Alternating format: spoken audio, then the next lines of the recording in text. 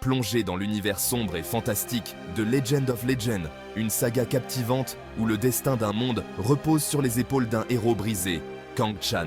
Ce monde, autrefois prospère et lumineux, est maintenant plongé dans les ténèbres, attendant désespérément un sauveur. Les légendes parlent d'un guerrier qui renaîtra pour restaurer l'équilibre et apporter la paix. Autrefois guerrier légendaire, Kang Chan renaît de ses cendres, marqué par les cicatrices de son passé.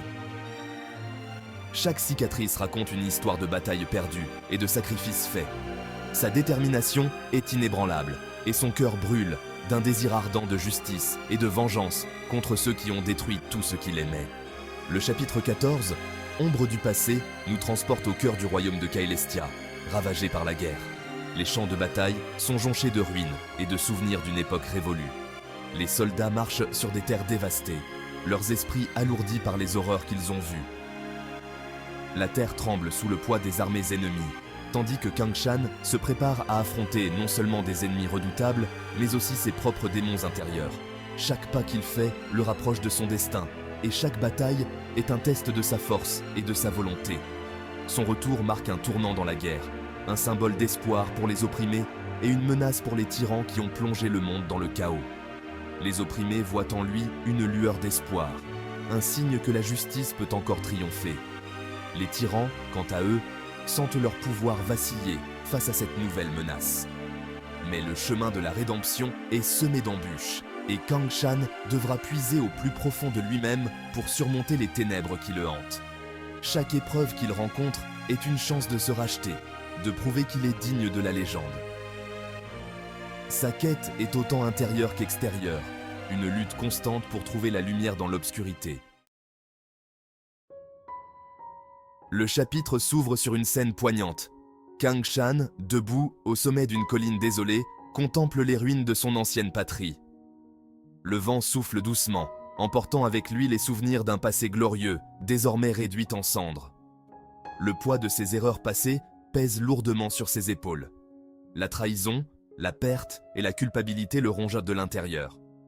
Chaque pas qu'il fait semble alourdi par les fantômes de ceux qu'il a perdus. Et chaque souffle est une lutte contre la douleur incessante de ses souvenirs. Des flashbacks déchirants révèlent les événements qui ont conduit à sa chute, la manipulation d'un sorcier maléfique, la destruction de son village et la mort de ses proches. Les flammes dévorantes, les cris de désespoir et le rire sinistre du sorcier résonnent encore dans son esprit, comme une mélodie macabre qu'il ne peut oublier. Chaque souvenir est une lame aiguisée qui ravive sa douleur, alimentant sa soif de vengeance. Il se souvient des visages de ceux qu'il a aimés, de leurs sourires et de leurs espoirs, maintenant éteints. Cette douleur, bien que dévastatrice, est aussi ce qui le pousse à continuer, à chercher justice pour ceux qui ne sont plus. Pourtant, au milieu du désespoir, une lueur d'espoir persiste. Une petite étincelle de lumière perce les ténèbres, rappelant à Kang Chan qu'il y a encore une chance de changer le cours de son destin. Kang Chan, souviens-toi de ton devoir envers ton peuple, ne laisse pas la... Il y a encore des à sauver, des innocents qui comptent sur toi. Il te reste une chance de rédemption, une chance de réparer les erreurs du passé, de forger un avenir meilleur. L'arrivée d'une ancienne alliée, la mystérieuse prêtresse Anya, ravive la flamme vacillante de l'espoir dans le cœur de Kang Chan. Anya, avec sa sagesse et sa force intérieure, apporte une nouvelle perspective et une guidance spirituelle essentielle. Elle lui rappelle son devoir envers son peuple et lui offre une chance de rédemption. Ensemble, ils doivent affronter les ténèbres qui menacent de tout engloutir et trouver un moyen de restaurer la paix et l'honneur perdu. Alors que Kang Chan se prépare à la bataille, il est confronté à un combat tout aussi important qui fait rage en lui. Les pouvoirs surnaturels qu'il possède, à la fois un don et une malédiction, menacent de le consumer de l'intérieur. D'un côté, il y a la fureur brute de la bête, une force primitive qui me confère une force et une vitesse surhumaines. De l'autre, la sagesse ancienne du dragon, une source de magie immense mais dangereuse. Kang Chan doit trouver un équilibre entre ces forces opposées, maîtriser son côté sombre tout en exploitant son véritable potentiel. Sa capacité à le faire déterminera non seulement son destin, mais aussi celui du monde entier. Le récit prend un tournant stratégique alors que Kang Chan rencontre ses alliés pour planifier leur prochain mouvement. Ce groupe hétéroclite, composé d'anciens soldats, de mages habiles et de rebelles courageux, est uni dans sa détermination à vaincre le seigneur de guerre tyrannique, Kael.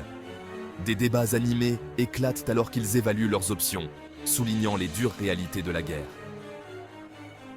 Chaque décision a un prix, chaque victoire s'accompagne d'un sacrifice. Nous devons être prêts à tout sacrifier pour la liberté. Chaque décision que nous prenons ici pourrait changer le cours de la guerre. Kang Chan, hanté par ses erreurs passées, est déchiré entre son désir de vengeance et la nécessité de protéger des vies innocentes. 5e section. La danse des éléments. L'heure de la bataille a sonné, et le champ de bataille devient un chaos de magie et de carnage.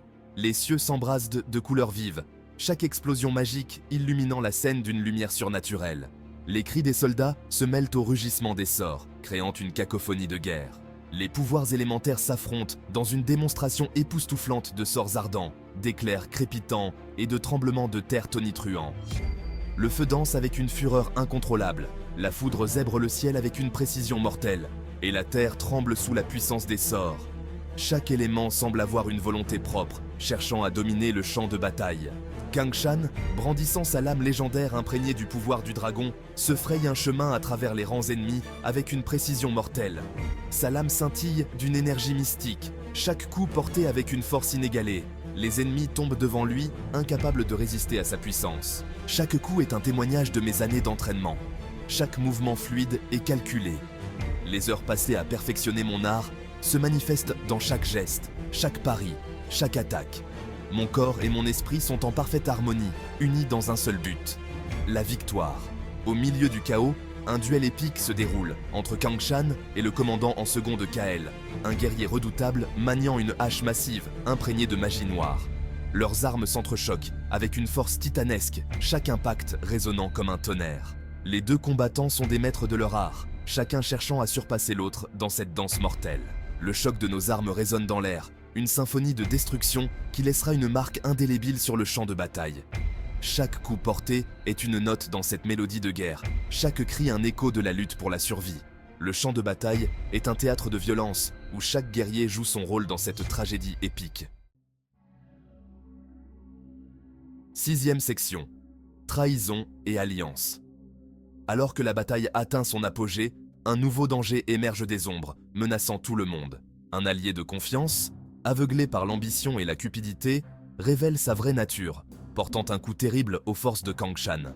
La trahison sème le chaos et la méfiance parmi les rangs des rebelles, forçant Kang Chan à remettre en question sa confiance et à faire face aux conséquences de ses erreurs passées. Au milieu de la tourmente, des alliances improbables se forment, nées de la nécessité et d'un ennemi commun, plus puissant que jamais. 7e section, le prix du pouvoir. Dans un dernier effort désespéré pour vaincre Kael, Kang Chan puise dans les profondeurs de son pouvoir, libérant toute la puissance de la bête et du dragon. Le monde tremble sous la force de ma fureur, tandis que je déchaîne une vague de destruction sur mes ennemis. Mais le pouvoir a un prix. Alors que Kang Chan succombe à sa rage, il risque de perdre le contrôle, de devenir le monstre qu'il a juré de détruire. Ses alliés regardent avec inquiétude, déchirés entre l'admiration pour sa puissance et la peur de ce qu'il pourrait devenir. 8e section, la quête de la rédemption. Au bord du précipice, hanté par les visages de ceux que j'ai perdus, je retrouve ma lucidité. Je me rends compte que la vengeance n'est pas la solution ultime, que le véritable pouvoir réside dans la capacité à protéger, et non à détruire. Avec un regain de détermination, Kang Chan parvient à maîtriser sa rage intérieure, canalisant son pouvoir non pas par la haine, mais par l'amour et la compassion. Je ne me bats plus pour me venger, mais pour l'espoir d'un avenir meilleur, pour un monde libéré de la tyrannie et de l'oppression. 9e section, la prophétie dévoilée. Au milieu du chaos, alors que la bataille atteint son paroxysme, une ancienne prophétie se réalise. Anya, la prêtresse, révèle la véritable nature de ton destin, Kang Chan. Ton rôle central dans le rétablissement de l'équilibre du monde. Il est le héros des deux âmes, destiné à unir la bête et le dragon, l'ombre et la lumière, pour vaincre les forces des ténèbres et inaugurer une nouvelle ère de paix et de prospérité. Cette révélation donne un nouveau sens à mon combat, me transformant d'un simple guerrier en un symbole d'espoir pour tous.